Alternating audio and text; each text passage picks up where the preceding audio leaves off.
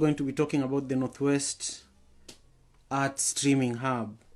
Lily, can you just comment so that I can pin it? But Rayson, you should sign up and create a page there for you. It's really a good platform for artists. So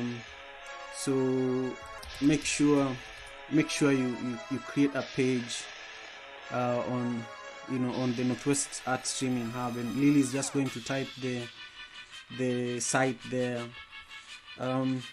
Thank you, Lily. Hello, then you should go on One Vibes IG, and once you go on One Vibes IG, I'm live on One Vibes IG. So just start viewing that conversation, and then I will add you to that conversation. Okay, cool.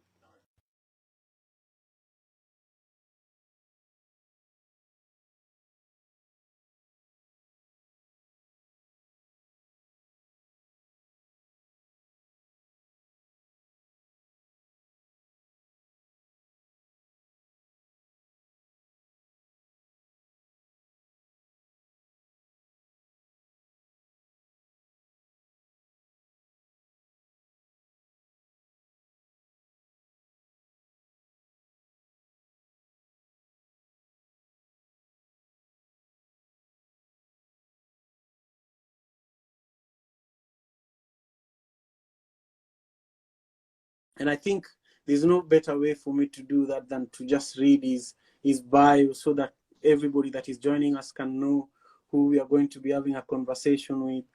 So my brother Dennis, just let me read your bio real quick, and then we can dive into it. All right, all right. You look great.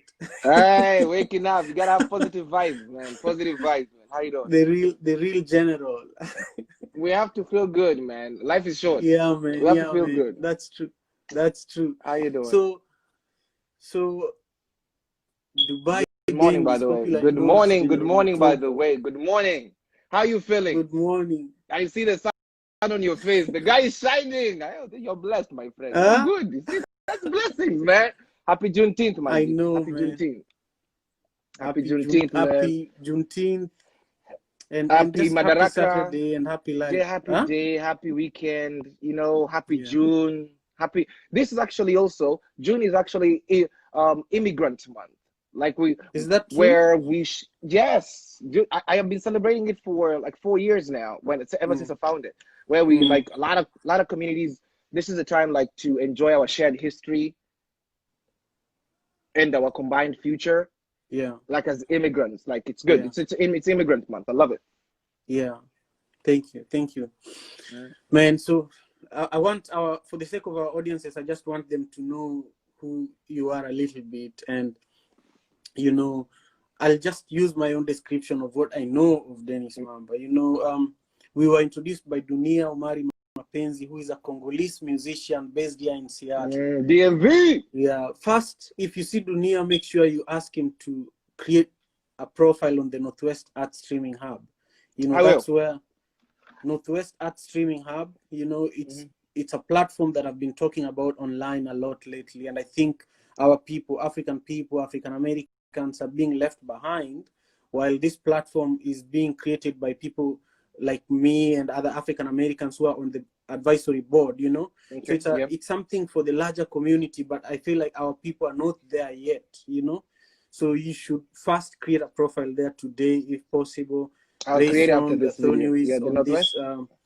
Okay. call, should create a platform Okay. and let your friends know. It's really important that when such things happen, our people are on this Are involved as platform. well. Yeah.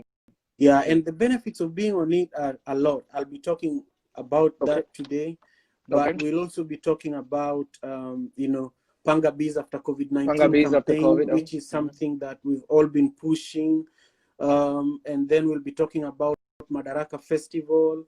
But we are going to start with your story, the General Mutombo. I want you to walk us through, your time in Kenya before you came to the US, and your journey in Kansas, and how you ended up in Seattle. Just paint that picture for us. All right. Hey, it's a long time. Anyway, if any of these 6 people watching this are sponsored by Pepsi, do you see? Please tell them to send me my check. Send me my check. Free commercial. Anyway, I was born in Kenya. I was born in Nairobi, Langata. Both my parents were really good sports people in the city. Like my dad used to play rugby, so he was known in the little social networks of Nairobi while Nairobi was still young in the 80s, right? And my mom, she was playing volleyball. She was a good volleyball player. So I was always fascinated by sport when I was young. But I didn't play because I had asthma. I had very bad asthma when I was young. So it kind of like limited me in school to be like the football I wanted to be or the basketball I wanted to be. So I joined theater groups as an escape. Okay, it was like more of my rebellious side. And I fell in love with theater that much.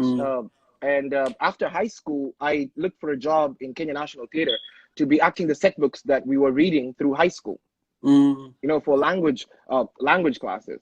And I fell in love with the stage. I fell in love with plays.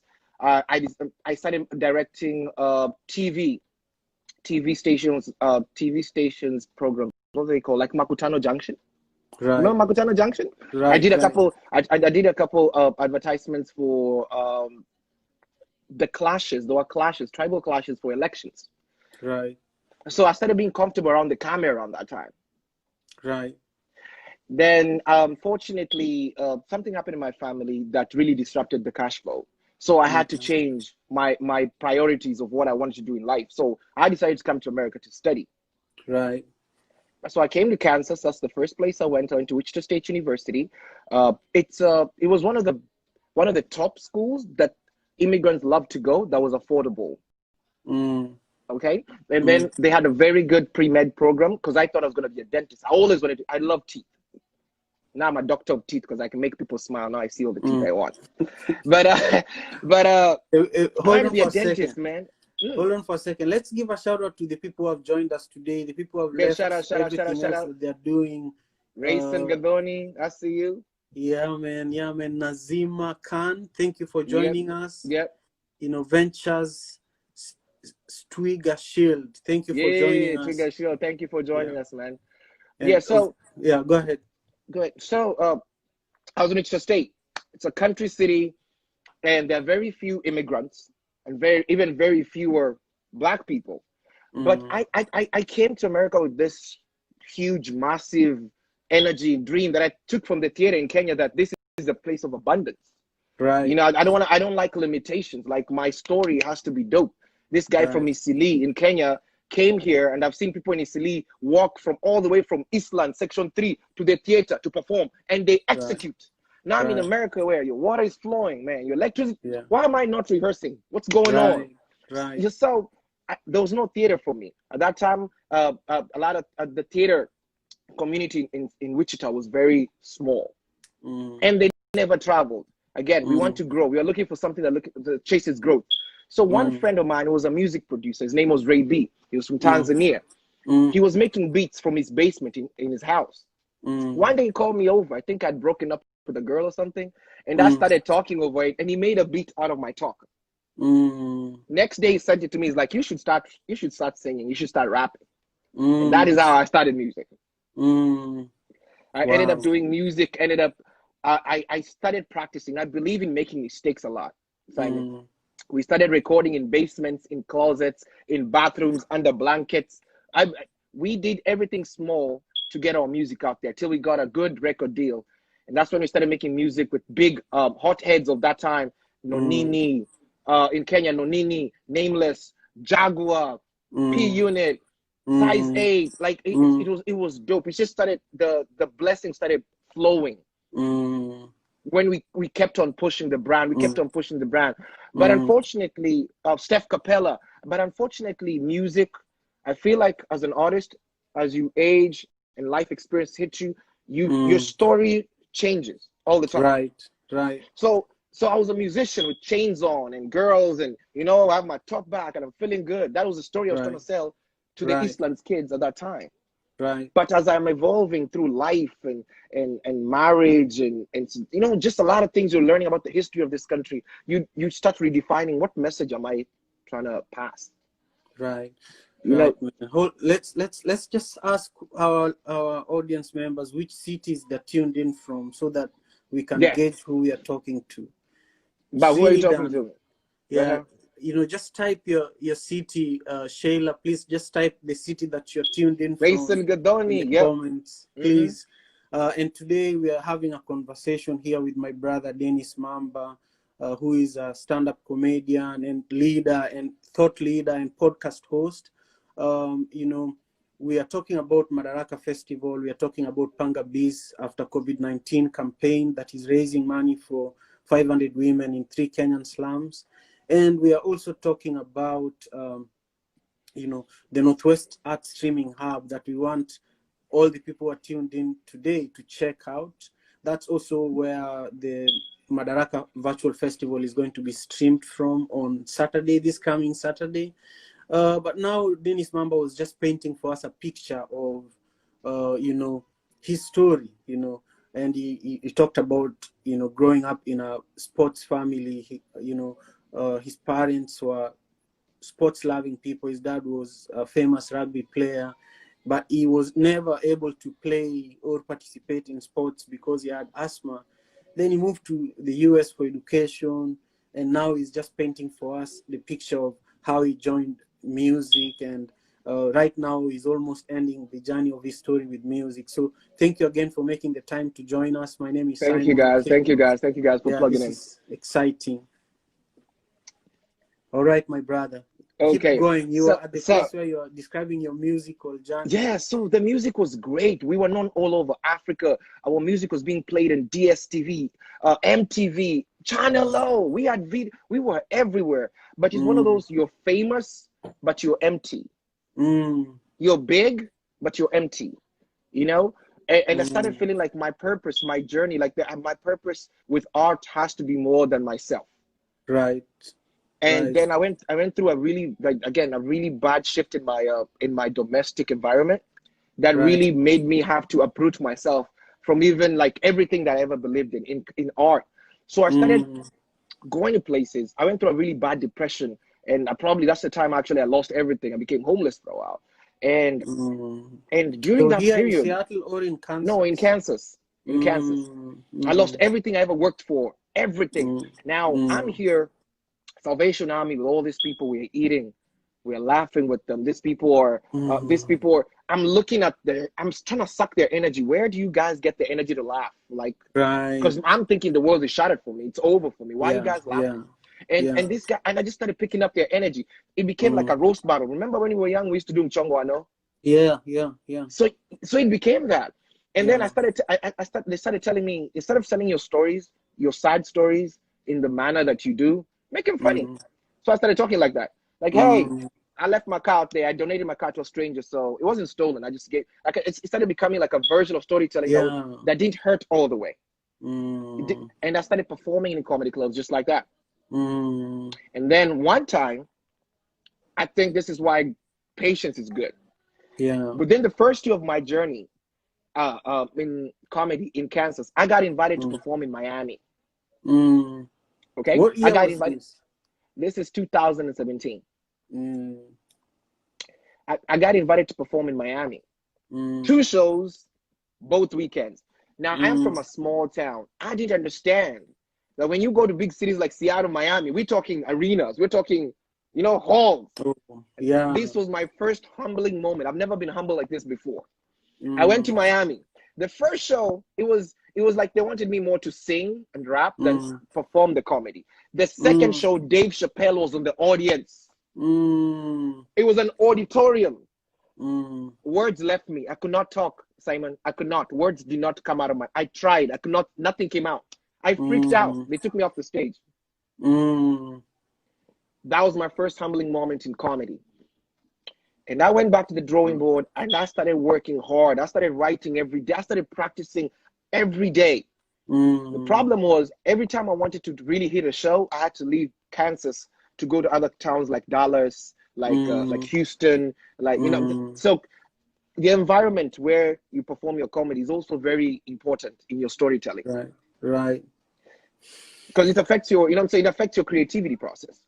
Yeah. So I came to Seattle once. I came to Seattle once, and I met some. There's a friend of mine who invited me here, and he used to be in Wichita State University. He used to be my dorm mate. So he came here and took me to my first comedy show in Seattle at the Parlor. We just came straight from the airport and went to the Parlor. It was open mic night. So I started talking. I started talking on the mic. People told me, tell us African stories, and people just kept cheering. And the Parlor, that's how I started comedy in Seattle, man. And from then on, the journey has got me in rooms that I never thought I would get in. Yeah. I used comedy because, you know, Black people, we come from a place where, especially Africans, we don't come from a place where we've embraced therapy very well. And counseling, and when you're going through something. Right. To me, my medicine was comedy. Comedy was my therapist. Right. And I told all my stories, and this day, that is what has empowered me to the voice of what I represent as a brand right now. Right. Like, comedy has been I'm fighting this stereotype. I'm fighting these cultural practices, this toxic habits of these people. And I address them in a very bold way, because unlike Kenyan comedy, when I was doing Kenyan comedy, of laughter. Right. Right. But stand-up comedy also embraces dark comedy. Right. Dark comedy will talk about very uncomfortable things. Right. And those uncomfortable things, especially from where I'm coming from, people are not ready for those conversations yet. Right. So Dennis, I want you to help me with something. We are going to come back with you know, where you are in Seattle. You arrived in Seattle, and you know, we are talking about different types of comedy. But I also want us to go back to part of the reason why we're having this call, which is to help raise money for 500 money, yes, for in 3 absolutely. Kenyan slums. Absolutely. So if you are watching, I want you to look at the link on our bio and just go there and donate. Anything helps, small, big. We are trying to raise $50,000 for 500 women. That is $100 for each of these women. $100 here in the US is 10,000 shillings. 10,000 shillings. Yeah. Yes, in Kenya. Know? That's good. Makes moves. It goes a long way. It goes a long way. And so if you're watching, if you're unable to give anything, please please share the link on our bio. And also, you know, just let people know that we are currently doing a campaign called Panga Bees after COVID-19. And my brother Dennis Mamba is going to be one of the performers. I'm performing, man. I'm performing, yeah. Has been very vocal about this and has been supporting. Why did you choose to perform at Madaraka Festival, and why are you supporting Panga Bees after COVID-19? I was raised by a single mother. We lived in Eastlands. I knew people who lived in Kibera, which is one of the slums you're representing. I have relatives who even still live in Manyata as we speak. Right. So I know how that little is important. Yeah. I know. There's places where when you hear people are doing things for those people, you have this little flashback. Like, yeah, I was there a few years back. I passed through those streets. I've seen those places and how this can be really important to help them. Right. Right. Yeah, Manyata. Yeah, Manyata, man. I'm Manyata. Hey. Yeah, serious stuff. Serious stuff. Yeah. Serious stuff. Yeah. Yeah, man. So then, who are some of the other artists who are on the bill that you're excited to see? I'm excited to see the reggae artist. What his name is? What's his name? Rocky. Yeah, I'm really excited to see him. Hey, there's this young cat from Kenya, because I knew from my brothers. My brother's telling me his name is Boutros. Boutros. Hey, he's on some fire. I don't know if he's on, but he's on some fire. Hey, that kid is coming. Yeah. Hey, he's coming. I like his style because he's showing the involvement of hip hop, and I like his easiness. I like his laid back style. Yeah, let's say hi to Boss Lady Z. Yeah, you know, thank you for joining us. Thank you for joining us. Thank you for joining us. What city are you joining us from? I just want you to share that with us so that as we continue the conversation, we can be aware of, you know, where you are joining us from. But, you know, Boutros, I watched it, you know, I'm really privileged as, you know, the person that is, you know, touching the behind the scene aspects of Madaraka Festival and this campaign. And I've watched some of his performance, and I'm just so excited to also see it all edited and ready for everybody to see. But his energy and his crowd, you know, there's the millennial crowd in Kenya that are following people like him, you know. Yes. And he's just so personable, you know. One thing, go ahead. But yeah, I've shouted her out since I got on this call. She's not saying anything, but she knows I sent the laugh. yeah.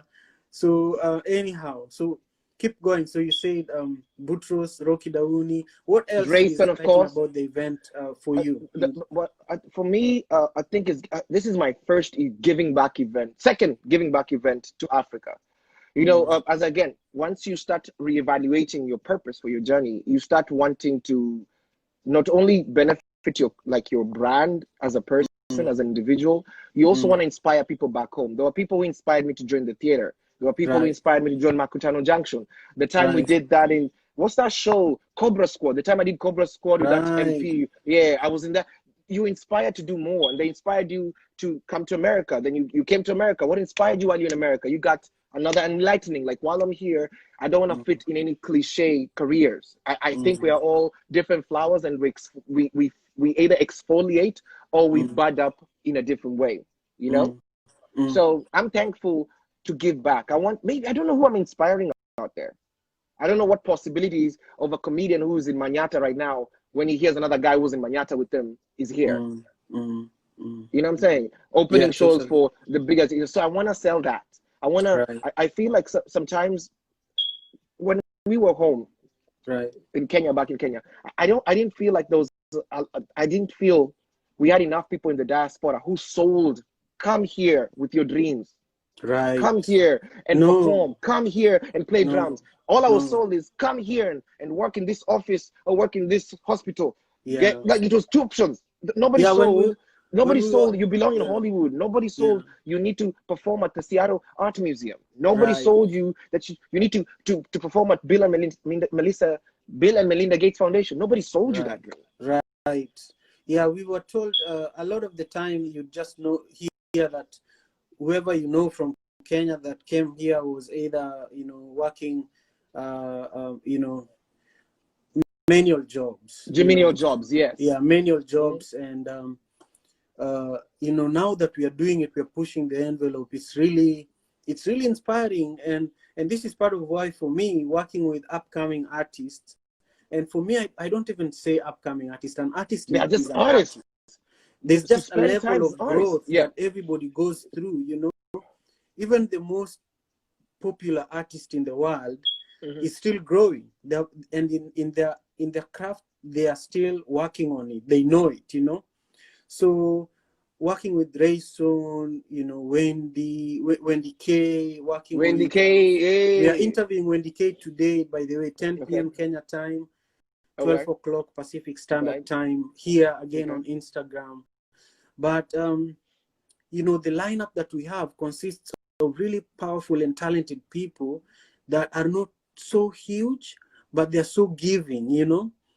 In my organizing this event and many other Madaraka Festival events, some of the biggest artists have been the most challenging to work with because of the ego factor, you know, that, you know, we've reached here and you have to meet us there. You have to, you know, you have to build ladders to get to us. So for me, I experienced what you're talking about with comedians from Kenya. The comedians visiting Seattle. Right. So prime example, first time I performed, my first biggest show in Seattle, I hosted 4 comedians from Kenya, 4 big ones. I'm not going to mention them. God bless them. I think they're amazing people still. Listen, so Dennis, I need your help with something here. We have 8 people who are tuned in currently, and I want them to go to the link on our bio to donate to Panga Bees after COVID-19. This is a campaign helping us raise money for 500 women in 3 Kenyan slums. So please, if you are in a position to donate through Facebook, this campaign is on Facebook. So if you click the link on our bio right now, it will take you to Facebook. You'll be able to give $5, any amount. Any amount, just donate. Any amount helps us to get it to where we're supposed to go. So far, we've raised enough to get 11 women $100 each. So far. Nice. That's Our goal good. is That's to good. get 487 other women the same Women, type of the help, same you type know. of help. Yeah. Yeah, and these are the mamambogas, the women that sell, you know, vegetables along the streets in the slum where I grew up in. You know, my brother General Mutombo also grew up in the slum, and we can never forget where we came from, and we are taking this very seriously.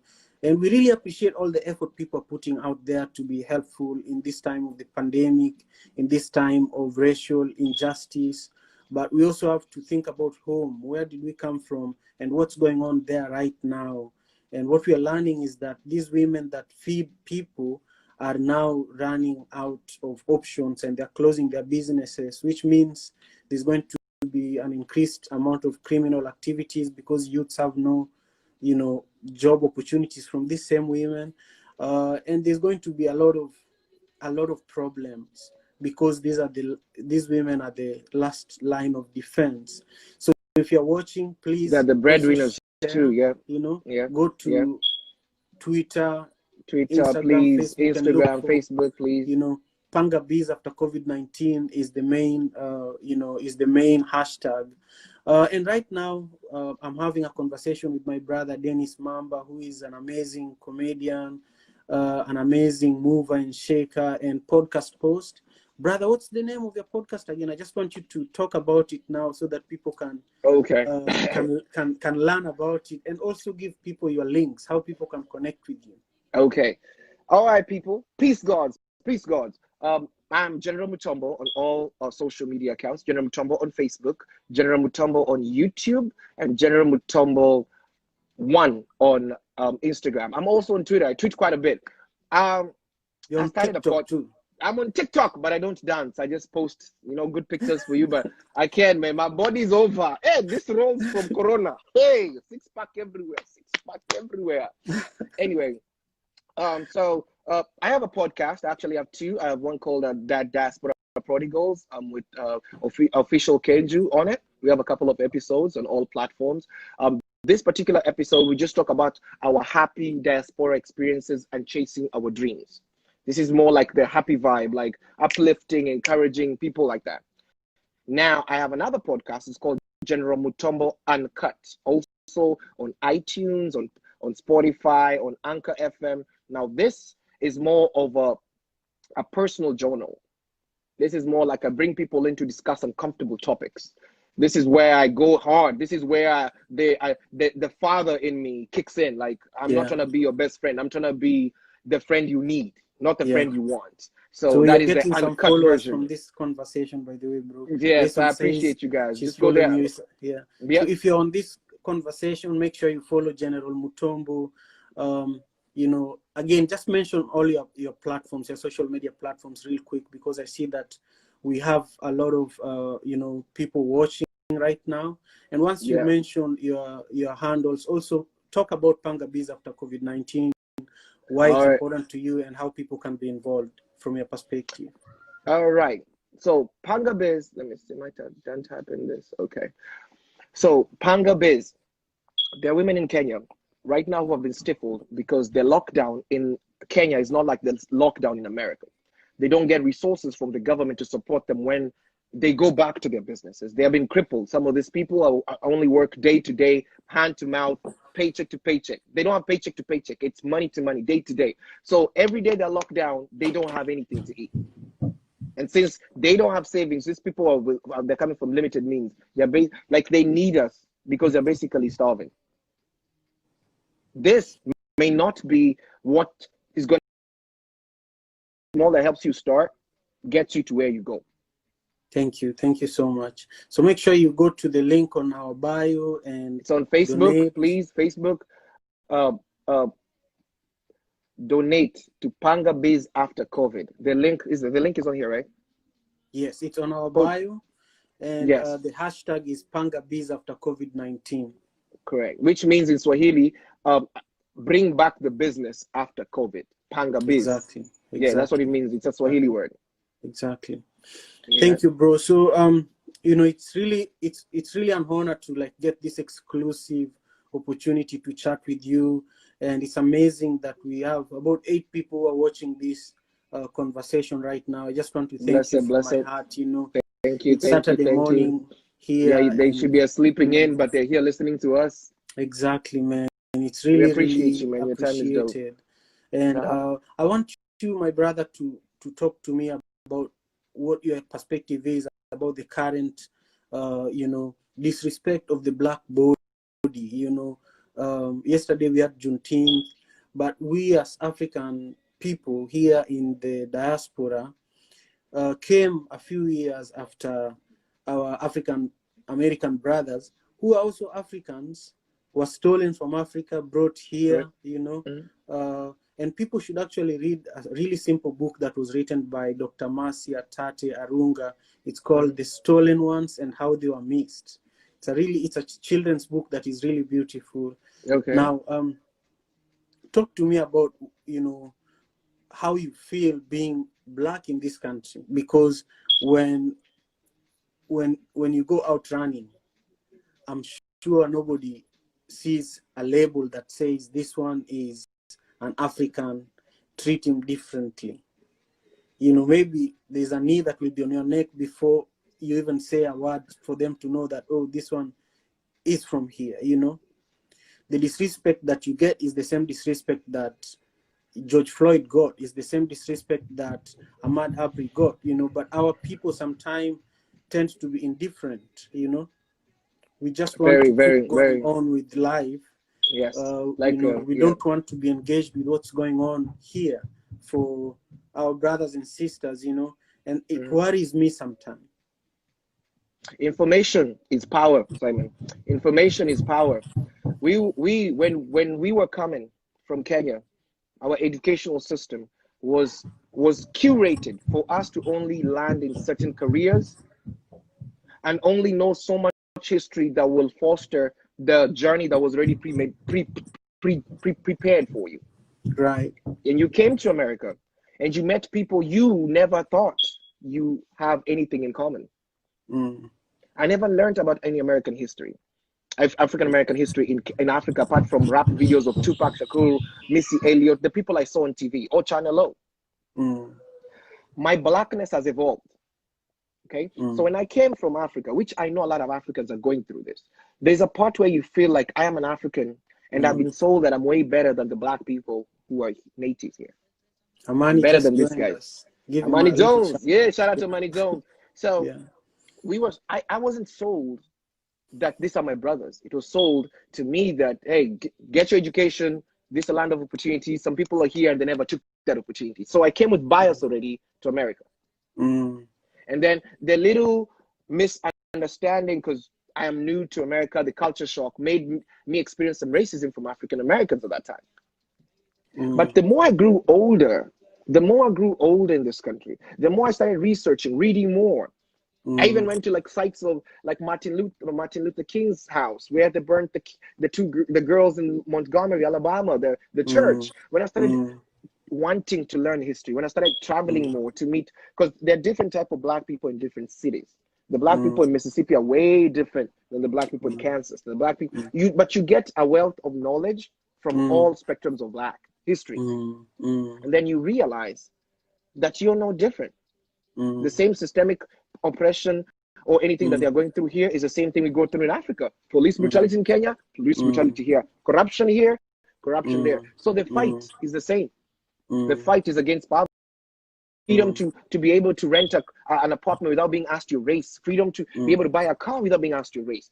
You can't even fight for a gym membership without them asking your race. I am there to work out. Why do you want to know if I'm black or Chinese? Does it affect my muscles? Right. Why is everything race? Do you want somebody to get there? Can I afford the apartment? Yes. Why is my race important? Just get my check.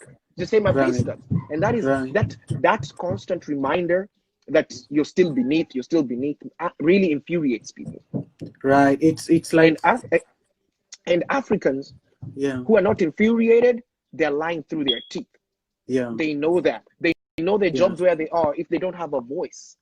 Right. If you just take there's this humble pie we were sold, and I don't dispute in any type of form questioning authority. Okay, once you've been given an opportunity. But there are questions like for human to human, respect to respect, between employer and employee, landlord and the tenant, people we're giving contracts to, that they need to see you as human.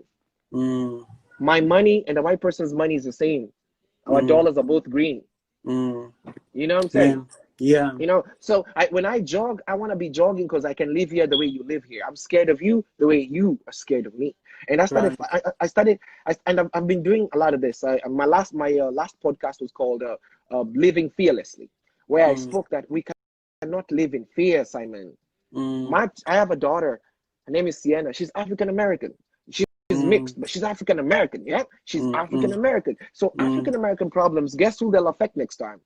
My daughter, or my daughter's boyfriend, or my daughter's husband. So we can stay back as Africans and think, oh, this does not concern me. But back deep down, if you're really mature and you really want to know your purpose in life, you should know that the class that you're in, the car that you're driving, the neighborhood that you're in, is the Black people who live in America who made it possible. For us. We are enjoying their fruits. You're sitting next to a white person in class, in a car, in a restaurant, because of this is guys' fights, those walks, those protests years ago. So it's only right that we show them that, hey, we are not only people who come to your country and harvest and pluck. In Africa, we used to hate visitors like that. You know those visitors who come soon as the food is cooked? Soon as the food is cooked, they are there knocking the door. But the day you want to move, their phones are off. Their phones are off. They come to the funeral, you don't see no tears. You know those Luo funerals, people cry for hours. These people have not cried. They have not paid their tear tax, and they're here serving 2 plates. Why? Anyway, I'm just having fun with this. Brother. So now, listen, we have quite a few people watching right now, and I just want them to know that, you know, we are really privileged that you're here. Behold the King. Thank you for joining us. My name is Simon Javan Okelo. I'm the founder and executive director of One Vibe Africa. And my brother, Dennis Mamba, a.k.a. General Mutumbo, is a well-known comedian from Kenya that is here in Seattle, Washington. We're having this call to help raise seed money for 500 women in 3 Kenyan slums who have been severely impacted by the coronavirus. On the link on our bio, you can go directly to the Facebook fundraising page and give or share. This campaign ends on June 30th, but we are organizing a virtual festival on June 27th on YouTube, where General Mutombo and other amazing artists from over 6 countries are going to be performing.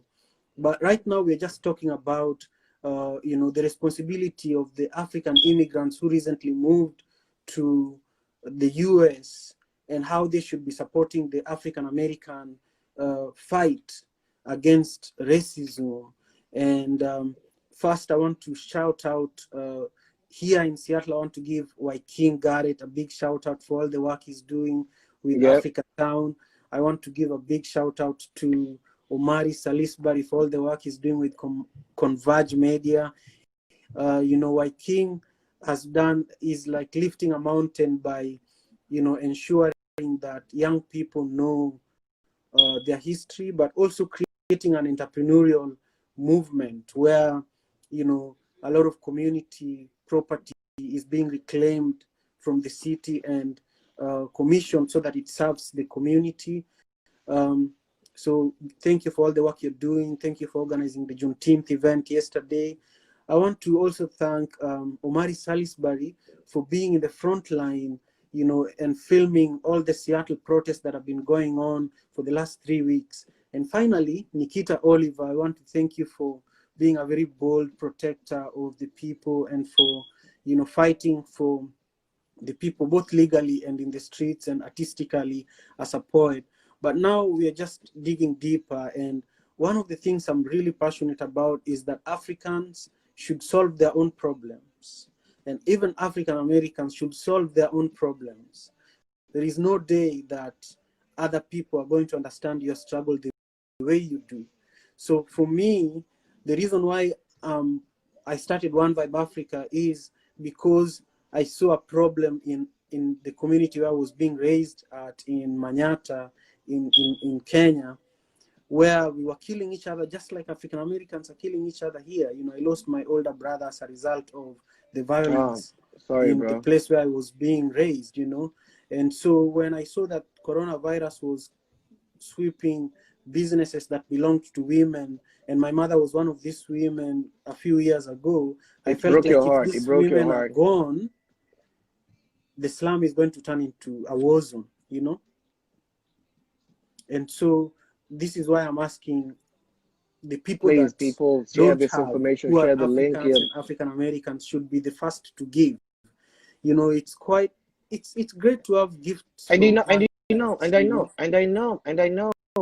You know, I spoke about that yesterday. Did you? On Facebook, I spoke about it. I Mm, said mm, we are all in this fight, mm, and one thing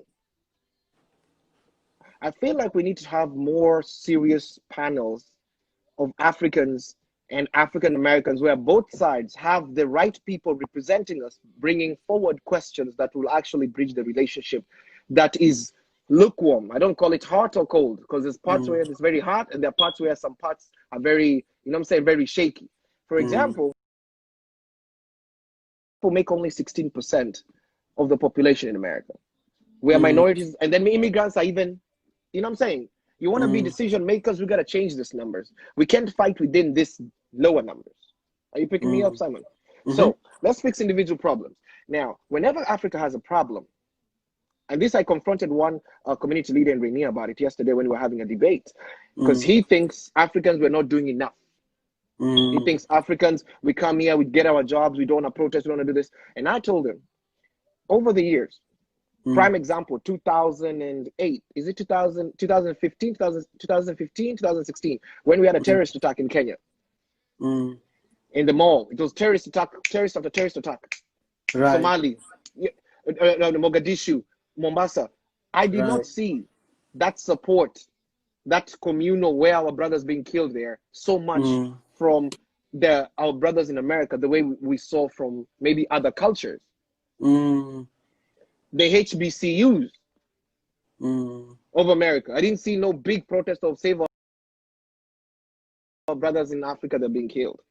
mm, The planes that disappear in Africa, mm, the ones which people started worrying about the plane, the Malaysia plane, people are worried more about the plane. The news is about the plane, not the people. mm, For weeks, until there was an outrage on Twitter, that's when people are like, why are we still talking? Everybody's about the plane. Why is nobody asking about the survivors? African mm, lives don't matter. The people who have mm, been drowning, the Africans who have been drowning, going to Europe, migrating from the torture in mm, Africa. I want us to mm. understand that the connection, like the connection of how I feel. If we're going to heal each other, we need to stop pretending to each other. If you can't take a vacation in Africa, then you can't claim Africa. Right. But listen, you know, Dennis, what I think though is that the challenges that Africans face globally are from the same source, you know?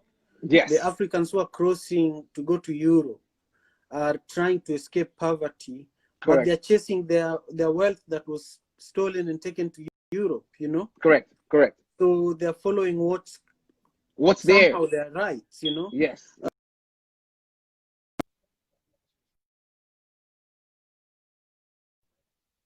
And I just had to hang up.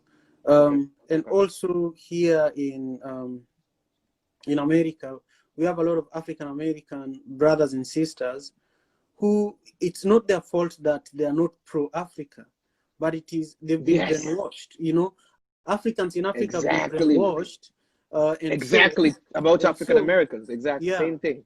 yeah. So the problem that we have now is education and empowering each other, Information, because yes. yeah, we've Forums. all, yeah, even right now, a lot of African leaders believe that you have to have a degree and a PhD and a doctorate to succeed in life. But that's not true. Right now, the coronavirus is making people reimagine even the education that they have, the degrees that they have, you know. So unity is what is really important. Unity is what will help us understand our challenges globally. Because even if you look at the coronavirus, here in the US, it's impacting the African American population the most. In Brazil, it's impacting the African American population the most. In Africa, if it was to impact Africa the way it is here, we would be swept just like HIV did, just like Ebola did. You know, nobody came to our rescue. You know, with all these pandemics, the moment it is no longer an American or European problem, it no longer exists, you know. So, you know, we went a little further and further, and I just want to, Remind get people, us closer to the final go. stages of our conversation. Okay. By just thanking you and thanking all our audience members for joining us for today's conversation, which is, we were really centering our conversation around Madaraka Festival, which is happening Yes. on June 27th. Next And my Saturday. brother, Dennis Mamba, aka General Yes, I know. Mutumbo, is going to be there, We're gonna be performing. there live. Right. And then we have a lot of other amazing artists, including Rayson Gathoni, who is here on this conversation with us. I want to thank Lil, Facebook and Twitter and all those other platforms too. So NASH is pushing it to those other platforms as we speak. Oh, so awesome. All the artists who are on this conversation, please check out nwartstream.org. That is Northwest Art Streaming Hub. It's a really nice website that was started by a local nonprofit organization here in Seattle. I am an advisory board member, and a lot of other powerful people like Vivian Phillips are also on the advisory board member. It's free. Any artist, any creative, any arts organization can join it. Then they help you aggregate your content. If you have a music video that has 100 views, if you put it on that site, they will help you get it to 100,000 views, That's what they do. And then if you're streaming your own event, even from home, they can help you push it to many other platforms. They can also give you, resources like educational opportunities and connections to tech people that can help you with, your streaming needs. So in short, that is what the Northwest Art Streaming Hub is all about. And I just want to, again, wrap up by saying, check the link on our bio and, look out for the next conversation today, 12 o'clock Pacific Standard Time. Thank you again so much, my brother, Dennis Mamba. Yo, people, remember, in times like this, we need positivity. In times like this, there's so much toxic stuff. In this house, I told them we watch news once a day because I'm tired of all this toxic stuff. Let's share love. Let's share hope. Let's show there's something to look forward to and push back this relic where people are just thinking that our fate is constant enduring, constant enragement, constant anger, constant depression. It ages you. Right. Let's find things that bring us together. Dances, African Americans, white people, black people. Because I'm telling you, Simon, my perfect nirvana is when all of us can get along. I don't want to just get along with only black people. I feel like the beauty of the jungle is the chimpanzee, the Sasquatch, the crocodile, the elephant, the ostrich. We need everybody. You've said it. Yeah. You know what I'm saying? We need everybody. Me too. Whether I'm supporting all the protests, but I am supporting all the protests, but I'm not anti-white. I'm anti-terrorism. I'm anti-oppression. I'm anti-slavery. I'm anti all that. Right. We're not anti-Africans. Africans are not anti-black people. We are one people. Once we get rid of that black, we'll just be African people. No one will call you black anymore. It'll be African with more respect on the passport, but anyway, remember, the fight is against poverty. That is why we are helping this in Manyara. The fight is against poverty. After poverty, you have freedom. And once you have freedom, you can create abundantly. And let's change Africa, man. Let's change the narrative, man. Right.